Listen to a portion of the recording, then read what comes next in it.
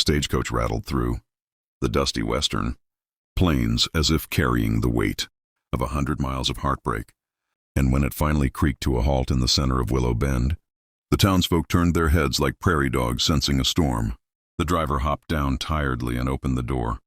And there she was, Annabelle Hart, a young mail-order bride whose letters had spoken of gentle hopes and quiet dreams, but whose face now carried the unmistakable marks of recent tears. Her eyes were red and swollen, her lips trembling as she stepped out, clutching a worn, brown suitcase to her chest like it contained the last pieces of her soul. Her dress was neat but wrinkled from the journey, and a single tear slipped down her cheek before she could even brush it away. The townspeople exchanged whispers, some curious, some judgmental, some pitying, because no bride was supposed to arrive like this, not when she was meant to be stepping into her new life. But life, as everyone in the western frontier knew too well, rarely followed the path you tried to draw for it. Across the street stood Cole Thatcher, a rancher and cowboy with a reputation for keeping to himself, a man who had seen enough loss to understand pain even from a distance. He had spent weeks exchanging letters with Annabelle, letters filled with cautious kindness and shy honesty. He hadn't expected fireworks or magic, just companionship, someone to share the long winters and tend to the lonely corners of the ranch. But when he saw her now, shaking, breathless, unable to meet his eyes, his chest tightened. Something was terribly wrong. Cole approached slowly, not wanting to startle her. The soft crunch of gravel under his boots made her look up, and the moment their eyes met, she flinched as though she'd been struck. "Annabelle?" he said gently, his voice low and warm. She tried to speak, tried to force a smile that crumbled before it ever formed. "I'm sorry," she whispered. "I tried to gather myself. I tried to look proper. I didn't want you to see me like this." Cole stopped just a few feet from her, taking off his hat in respect. "You don't have to pretend with me," he said, his voice steady, full of quiet certainty. "Not today. Not ever." And something about those words, maybe their simplicity, maybe the sincerity behind them, broke whatever dam Annabelle had been holding back. She began to sob, shoulders shaking, tears falling freely, not caring who saw anymore. It wasn't the soft kind of crying. It was the unraveling of someone who had carried too much for too long. Cole didn't move closer until she nodded at him, giving permission with that tiny movement. Only then did he extend a steadying hand, not touching her but offering the option. She placed her trembling fingers in his. And that single gesture, small, fragile, human, felt like the first breath after drowning. She told him everything as he helped her sit on the step of the stagecoach. The truth spilled out between broken breaths. She had not left her home willingly. She had fled. Her stepfather had planned to marry her off to a man twice her age in exchange for clearing his gambling debts. Her mother was gone, her siblings scattered, and she had nowhere else to run, until she found Cole's letters. His words had been safe, patient, honest. She hadn't expected to cry on the journey, but the closer she got, the more the fear of not being good enough, not being worthy of starting over, ate away at her. She had tried to hold herself together, but grief has a way of waiting until you think you're strong, then hitting harder. Cole listened without interrupting, his jaw tightening at the cruelty she endured. When she finished, she braced herself for disappointment, rejection, coldness. Instead, Cole crouched in front of her, looking up into her tear-blurred eyes with a gentleness she hadn't felt in years. "Annabelle," he said softly, "you survived things no one should ever have to endure. You came here bravely, even when you were scared, and you don't owe me perfection. You don't owe me a smile. You don't have to pretend with me."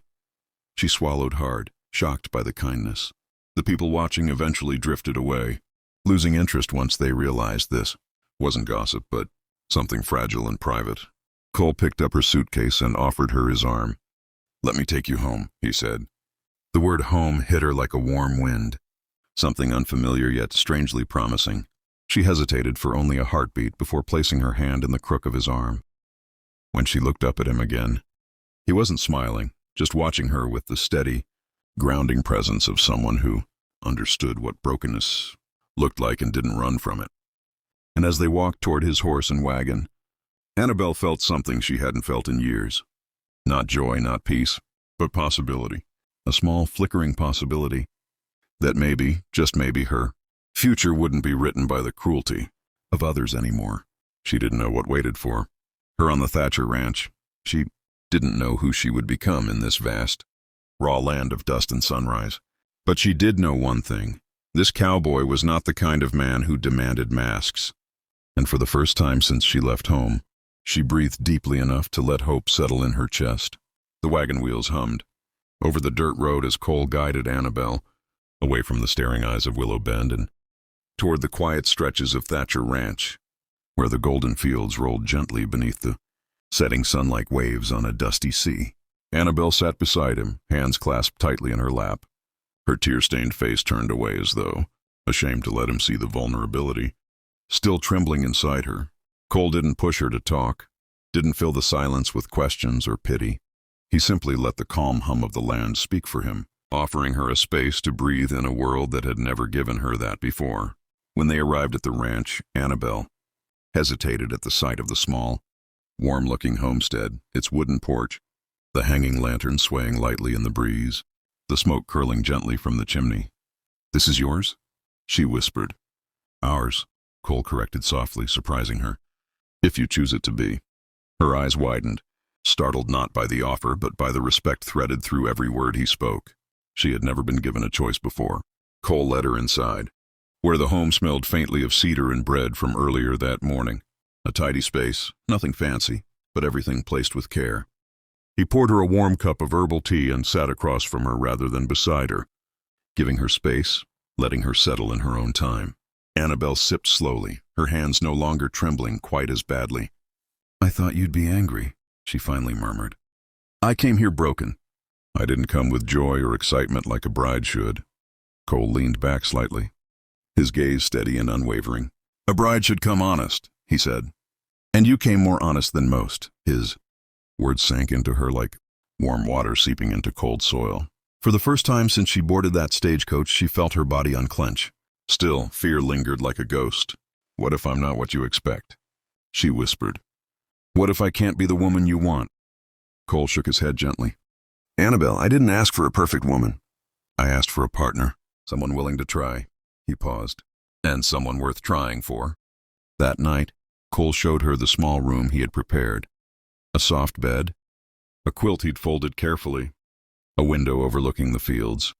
"You take this room," he said. "No expectations, no pressure. You rest, you heal.